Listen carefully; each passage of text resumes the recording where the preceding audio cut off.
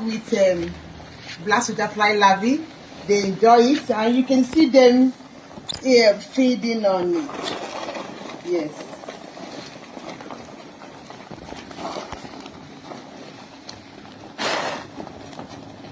This is the second time I'm feeding them. They like it so much. Yes, each day I give them 10 kg.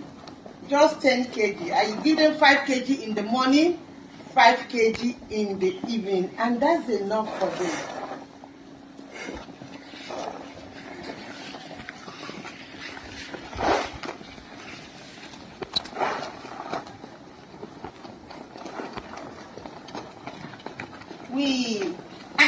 We got them as growers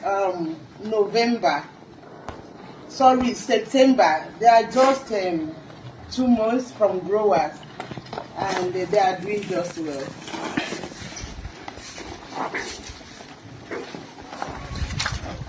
Maggot is all I feed to them. I don't give them any other feed. I don't give them conventional feed.